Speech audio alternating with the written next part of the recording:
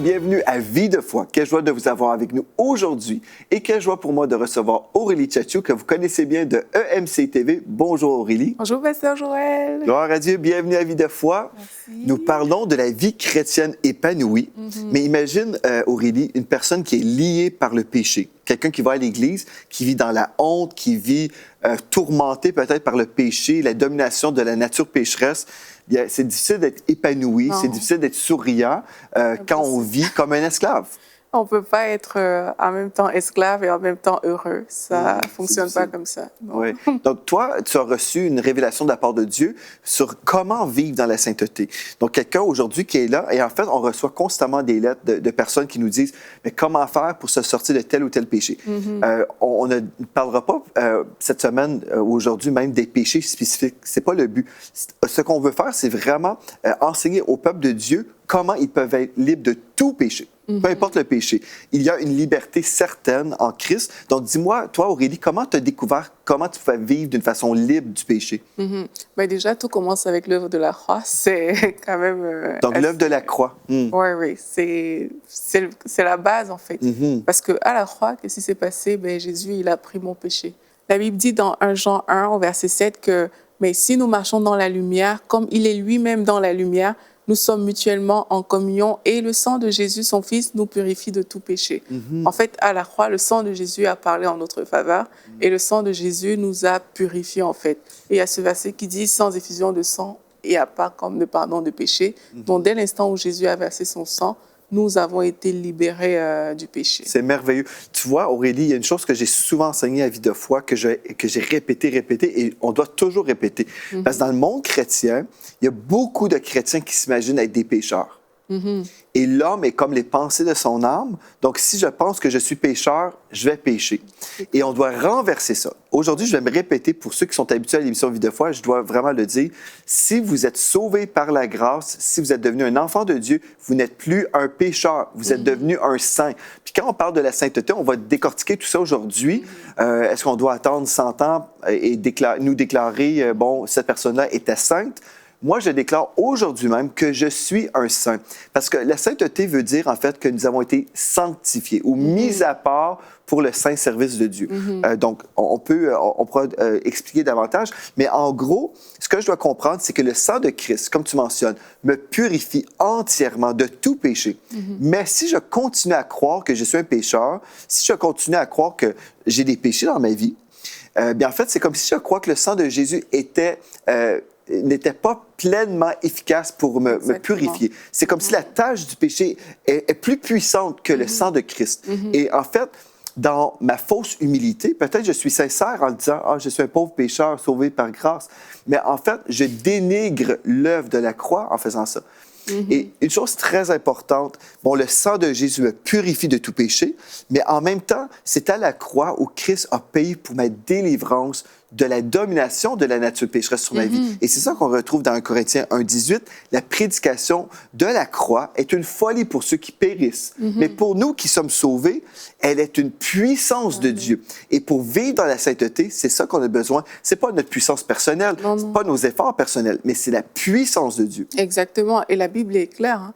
On dit, tout comme par la désobéissance d'un seul, le péché est rentré dans l'homme, par l'obéissance aussi de Jésus, mais nous avons été justifiés. Nous sommes devenus justes comme ça.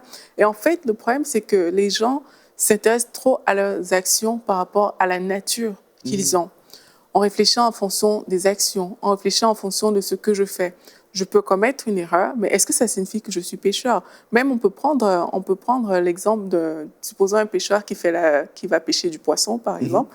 Deux personnes, moi je peux aller près d'une rivière, et puis je mets le filet, je prends un poisson, et lui, le pêcheur professionnel, il met le filet, il attrape un poisson. Mais sauf que lui, il est pêcheur, et moi, je ne le suis pas. Mais il y a une action qui a été posée, qui a les mêmes résultats. Et là, c'est quoi? C'est qu'il y a sa nature, c'est qu'il est pêcheur de sa profession, et il y a l'autre qui est juste amateur, on va dire, comme ça, de la pêche. Et en fait, là, ce que je veux faire ressortir, c'est que notre nature est plus importante que nos actions, en fait. Quand Jésus nous a justifiés, comme la parole le dit, mais nous sommes devenus justes, nous sommes devenus saints. Et c'est le sang de Jésus qui a permis ces choses. Maintenant, parce que je suis saint, je vais marcher dans la sainteté. Amen. Ça va aller de soi. Ce n'est pas parce que je fais des choses que je suis saint. C'est parce que je suis saint que je marche dans la sainteté. Et de la même manière, les personnes qui disent « Ah, mais moi, je suis un pauvre petit pécheur et tout », mais c'est parce que dans leur nature, ces personnes se trouvent parfois en train de commettre des péchés. Et ils s'identifient à leurs gestes. Ils s'identifient à l'action, mais ils oublient leur nature première. Quand on est rattaché à Christ, on est saint.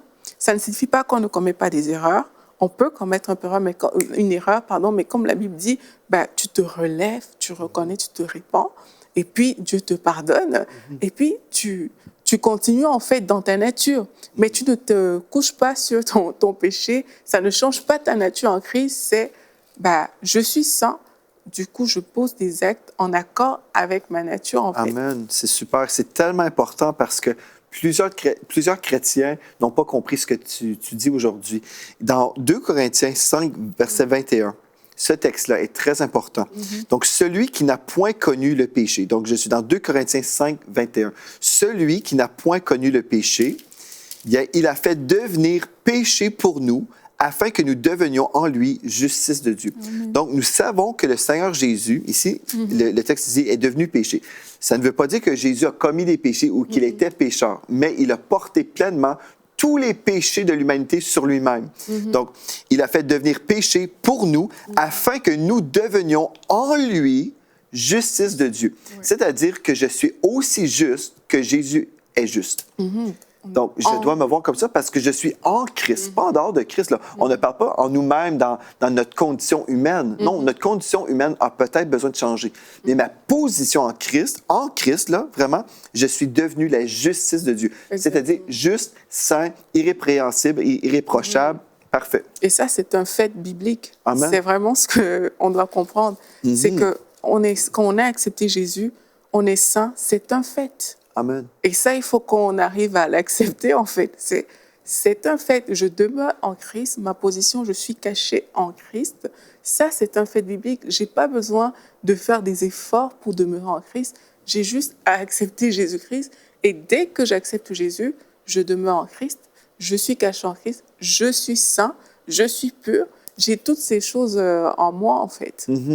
J'aimerais ça lire un autre texte, puis après, Aurélie, je vais t'inviter à expliquer à quelqu'un comment vraiment expérimenter la liberté au niveau du péché.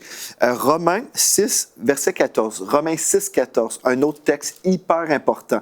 Si vous êtes dominé par la nature pécheresse aujourd'hui, voici la bonne nouvelle pour vous.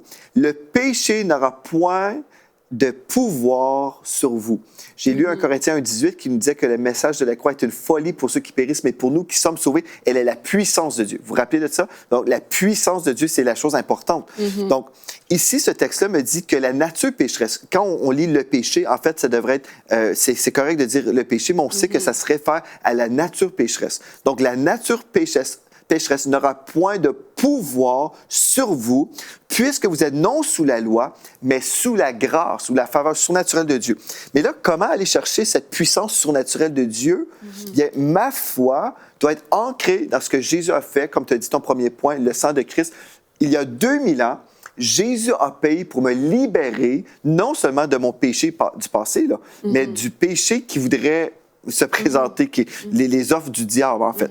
Donc, la nature pécheresse n'aura point de pouvoir sur moi si ma foi est ancrée dans ce que Jésus a fait pour moi il y a 2000 ans.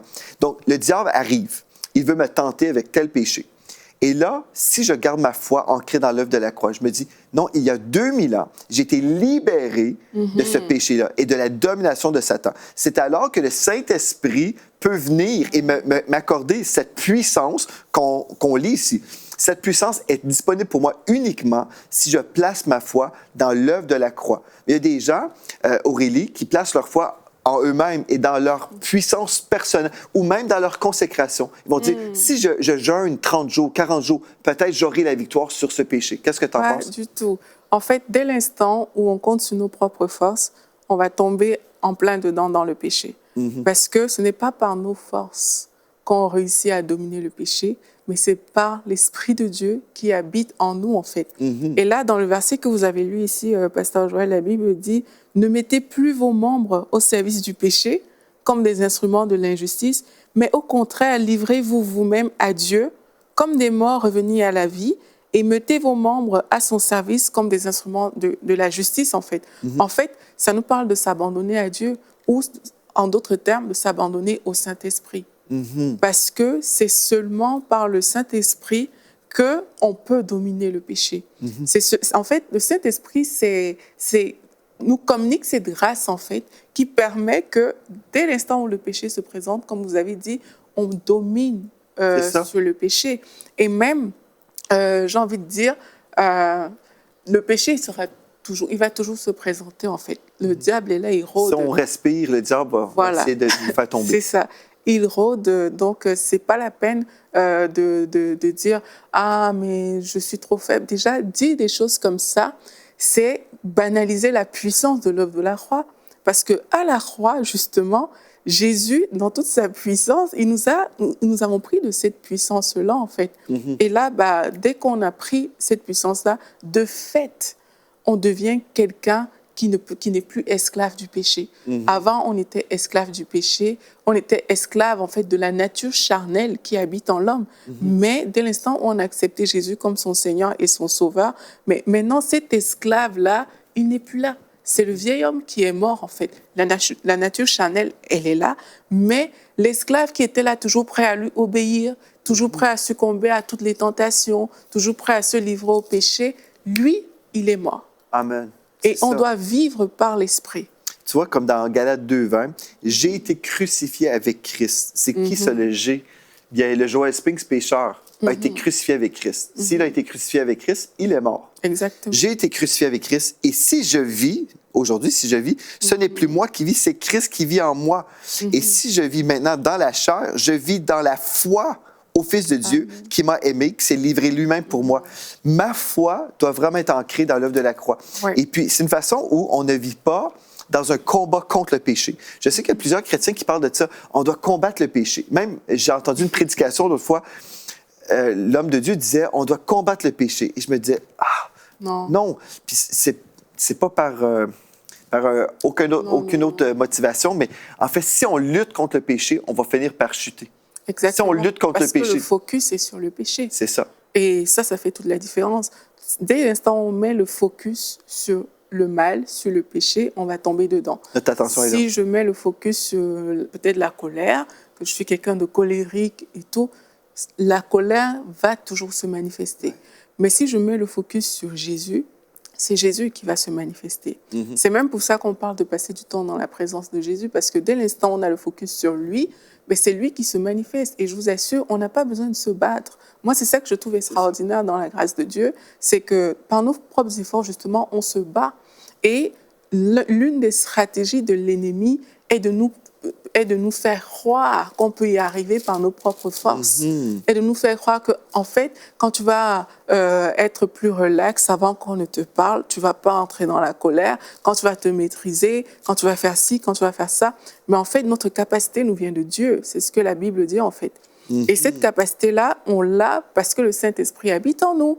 Et puisqu'on a cette relation avec le Saint-Esprit, là, on est capable. En fait, ce n'est même pas un combat, parce que le combat a déjà été remporté à la croix il y a plus de 2000 ans. C'est juste marcher dans la victoire que Jésus nous a acquise, en fait. Tu vois, Aurélie, quand j'entends les gens dire, bien, on doit combattre le péché, bien, on n'a pas compris, en fait, que la victoire a déjà été acquise il y a 2000 ans. On a un seul combat, l'enfant de Dieu. Vous avez un seul combat dans votre vie. Si vous dites, moi j'ai un combat contre telle ou telle chose, contre la maladie, un combat dans mes finances, un combat. Nous avons un seul combat. C'est facile à calculer. 1 plus 0. C'est pour un seul combat. L'enfant de Dieu doit être engagé dans le combat de la foi. J'exerce ma foi dans l'œuvre de la croix pour ma santé divine, pour la sainteté, pour les finances. Un combat, le combat de la foi. En Christ, j'ai été pleinement racheté de la malédiction de la loi. J'ai été pleinement délivré de la domination de la nature pécheresse. J'ai été délivré de la malédiction de la pauvreté, de la malédiction de la maladie, bref. Et ce qui est merveilleux, là, quand je réalise, OK, à la croix, Jésus a tout accompli pour moi. Donc, c'est déjà fait.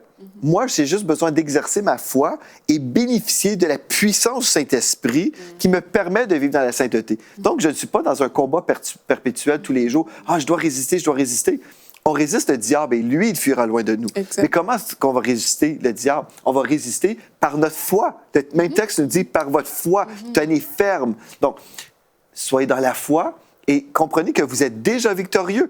Et en fait, pour répondre à cette question aujourd'hui, comment vivre dans la sainteté? C'est facile. Placez votre foi dans ce que Jésus a fait pour vous il y a 2000 ans. Vous avez été libérés, vous êtes libre. Cessez de prier que Dieu vous libère. Moi, quand les gens disent, une fois, quelqu'un vient me voir à l'église, « Pasteur Joël, prie pour moi que Dieu me libère de tel péché. » C'est impossible pour moi de prier ça. Je peux prier pour la révélation que vous êtes déjà libérés. Je ne prierai pas que le diable arrête de vous attaquer. Pourquoi? Parce que ça veut dire que je vais prier que vous allez mourir. Parce que tant et aussi longtemps qu'on vit, le diable va essayer de nous empêcher d'avancer. Donc, on doit apprendre plutôt à exercer notre foi dans le fait qu'on est déjà victorieux. Non seulement on doit apprendre ça, on exerce notre foi parce que Jésus a tout accompli, mais il faut aussi apprendre à dépendre du Saint-Esprit. Amen. Parce que le Saint-Esprit vraiment nous conduit dans toute la vérité, comme la Bible dit. Et le Saint-Esprit nous montre la meilleure façon possible de faire dans chaque situation de notre vie. Et si on écoute le Saint-Esprit, mais c'est évident. Il y a des choses qu'on voit parfois, on dit, bah, c'est évident. Quand tu as l'Esprit de Dieu, tu sais que tu ne peux pas aller dans cette direction-là, par exemple. Mais des personnes essaient de se convaincre que non, mais ça, c'est un raisonnement humain. Or, la Bible nous dit de dépendre du Saint-Esprit, marchez par l'Esprit et vous n'accomplirez pas les œuvres de la chair. C'est ce que la Bible dit. Amen. Ça veut dire que, déjà, c'est une marche. C'est pas, OK, le Saint-Esprit est là, c'est une marche. Ça veut dire qu'il y a quelque chose à faire. On doit dépendre du Saint-Esprit. On doit comprendre que notre vie ne dépend pas de nous, mais elle dépend directement du Saint-Esprit, en fait. Le Saint-Esprit est plus fort que le péché. Ça, c'est quelque chose que... c'est un fait. Absolument. Le Saint-Esprit et le péché n'ont pas rapport. Et toi, Aurélie, là, oui, excuse, vas-y. Jésus a dit que Satan n'a rien de lui en lui. C'est ça. C'est pareil, il n'y a rien de Satan dans le Saint-Esprit. Et nous sommes le temple du Saint-Esprit. Amen. Ça veut dire que Satan ne doit trouver rien de lui en nous, parce que c'est le Saint-Esprit qui pilote. Tu vois, j'aime ce que tu viens de citer dans Galates 5, verset 16, en fait. Il est écrit « Marchez selon l'Esprit et vous n'accomplirez pas les désirs de la chair ». Ce texte-là, là, on devrait comprendre aussi, c'est que, en fait, dans la version Louis II, on voit le E majuscule sur « Esprit ». Marcher selon l'Esprit, on pense que ça se réfère au Saint-Esprit. Mais en fait, marcher selon votre esprit. Nous sommes un esprit. Donc, marcher selon notre esprit, mais c'est aussi correct d'avoir un E majuscule parce que le Saint-Esprit habite notre esprit. Mais je pense que l'auteur voulait qu'on comprenne, c'est marcher selon votre esprit, où habite le Saint-Esprit, et vous n'accomplirez pas les désirs de la chair. Plusieurs chrétiens essayent de ne pas accomplir les désirs de la chair afin de marcher dans l'esprit. Ouais. Tu comprends? Pareil, on met toujours les actions avant la nature. Et là, on va dire, ben, je vais prier pour arriver à marcher par l'esprit. Non.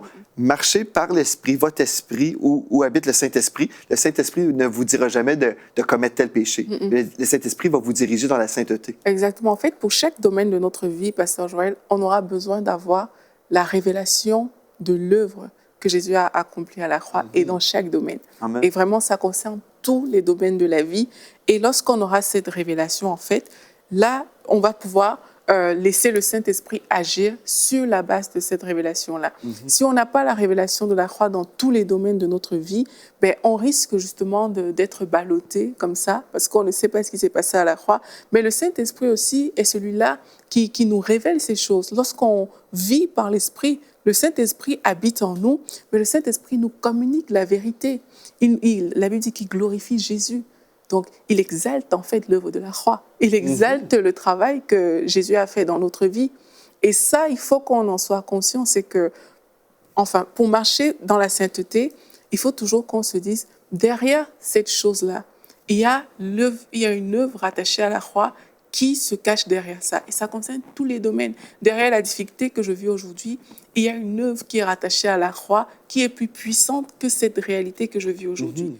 Maintenant, je choisis déjà de croire en cette œuvre et je vais laisser maintenant le Saint-Esprit me diriger pour faire les choses comme elles doivent être faites pour avoir cette victoire, en fait. Et par le Saint-Esprit, on aura aussi le Réma qui va nous permettre de tout simplement accepter vraiment cette vérité comme pour nous, nous approprier de cette vérité. Et c'est comme ça qu'on va le voir s'accomplir dans notre vie. Tu vois, je crois que le cœur de Dieu pour nous, c'est qu'on soit totalement libérés. On a déjà vu dans d'autres émissions, vous connaîtrez la vérité, son nom est Jésus. Vous connaîtrez la vérité et la vérité vous rendra libre. Jésus a apparu afin de détruire les œuvres du diable.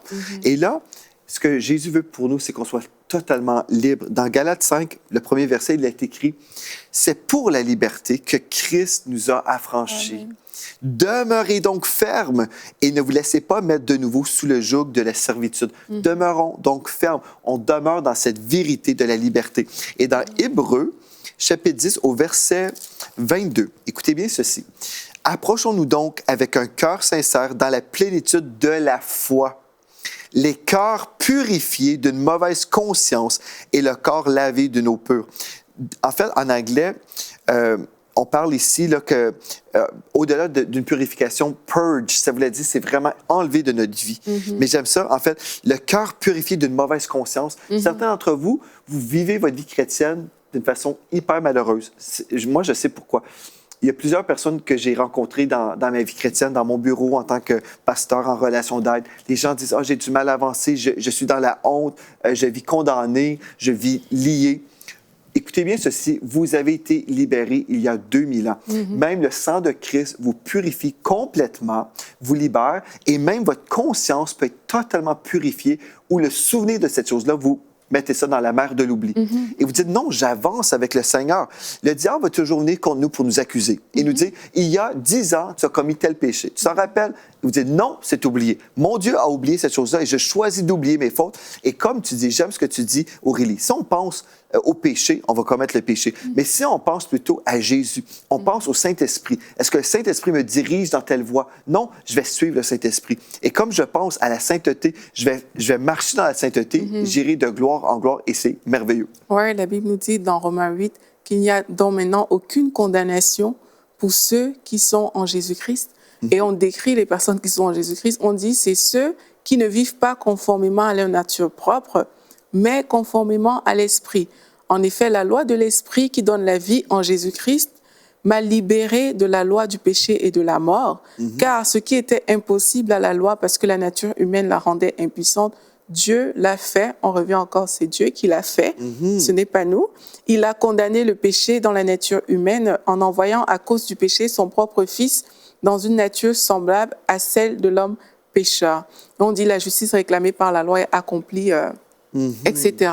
Donc, on dit il n'y a plus de condamnation pour ceux qui sont en Jésus-Christ. Donc, pour les personnes qui nous écoutent aujourd'hui et qui sont condamnées justement dans leurs pensées, etc., elles doivent vraiment comprendre qu'il n'y a plus de condamnation pour nous qui sommes en Jésus-Christ parce que Jésus, il a pris ce péché-là, en fait. Il l'a enlevé complètement. Et il y a une citation, je le dis souvent dans les autres émissions que j'aime vraiment beaucoup, qui dit « Nul autre passé que la croix et nul autre avenir que le retour de Jésus-Christ ». J'aime beaucoup cette citation parce que, en fait, quand je regarde dans mon passé, quand je regarde à ce que j'ai fait il y a 1 minute, je dois voir la croix de Jésus-Christ. Je ne dois voir rien d'autre que ça. Et en fait, quand je regarde à la croix, je ne peux plus être condamnée parce que quelqu'un a déjà été condamné à ma place. C'est ce que le verset nous dit ici. C'est que Jésus a déjà été condamné à ma place. Il a pris... la Bible nous dit même dans Colossiens que l'acte dont les ordonnances nous condamnaient a été déchiré à la croix. Ça veut dire que tous les chefs d'accusation qui pesaient contre moi, mais ils ont été déchirés. Amen. À la croix. Aurélie, j'aimerais ça t'inviter à prier pour les personnes à la maison. Je sais qu'il y a plusieurs personnes qui ont suivi cette émission, qui se croient dominées par la nature pécheresse, mais aujourd'hui, vous avez entendu une bonne nouvelle, vous êtes libre. Mais maintenant, j'aimerais ça qu'on puisse sceller cette vérité qu'on vient de recevoir. Est-ce que tu pourrais prier pour les personnes à la maison qui ont été touchées aujourd'hui, qui ont reçu ce message, mais qui veulent entrer dans cette vie de liberté? Amen. Alléluia. Merci Seigneur, parce qu'aujourd'hui, c'est un jour de délivrance pour beaucoup. C'est un jour de libération dans la vie de plusieurs. Et dans le nom de Jésus, je viens déclarer cette délivrance. Je viens parler cette délivrance dans les cœurs. Je déclare qu'il n'y a plus de condamnation conformément à l'œuvre que Jésus-Christ a accomplie à la croix dans votre vie. Je déclare que le péché, tout ce qui veut brouiller en fait les pensées des personnes qui nous écoutent aujourd'hui, cette condamnation qui vient pour s'attaquer aux pensées. Maintenant, je te condamne toi-même dans le nom de Jésus. Je déclare que la condamnation quitte les vies maintenant au nom de Jésus. Et la paix de Dieu remplit les cœurs. La joie de Dieu remplit les cœurs. L'œuvre du Saint-Esprit, l'œuvre de Jésus à la croix s'attache à des vies maintenant. Les personnes prennent conscience de cette vérité biblique, de ces faits bibliques, de ce que Jésus a accompli à la croix. Et je déclare votre libération complète dans le puissant et glorieux nom de Jésus-Christ. Amen. Amen. Amen. J'entends dans mon esprit des chaînes qui tombent partout à travers la francophonie où vous entendez ce message aujourd'hui. Les chaînes tombent parce que plusieurs d'entre vous, vous avez réalisé en fait que vous étiez déjà libérés, mais vous aviez encore ces chaînes-là attachées après vous, mais vous avez juste à faire ça et puis ces chaînes tombent dans le nom de Jésus. J'aime Romains 8, 2 qui nous dit, comme le texte que tu as lu, Aurélie, en effet, la loi de l'esprit de vie en Jésus-Christ m'a affranchi de la loi du péché et de la mort. Amen. Il y a une loi en opération, la loi du péché et de la mort, mais la loi de l'esprit de vie en Jésus-Christ est supérieure et nous affranchit. Alléluia, nous libère. Cette loi est en opération et vous savez, cette loi est en opération dans votre vie et comme vous allez grandir dans les voies de Dieu, vous allez vivre cette vie épanouie et vous allez découvrir comment fonctionne la loi de la foi. D'autres séries. Vous pouvez écouter ma série « Les mécanismes de la foi » pour vous aider à grandir dans les voies de Dieu. Et si vous êtes vraiment tourmenté depuis longtemps dans toutes sortes de péchés, vous voulez savoir comment vivre dans la victoire, on a déjà parlé de tout ça aujourd'hui, mais j'ai passé 5 émissions à décortiquer des versets pour vraiment semer ce message de vérité. Cette série s'appelle la victoire j'essaie de penser, c'est la victoire sur le péché. Vous faites une recherche sur EMC TV, c'est la sainteté, j'ai plein de mémoire, mais en tout cas, je sais plus. Mais en fait, faites une recherche sur EMC TV pour la prédication qui parle sur la victoire sur le péché sexuel.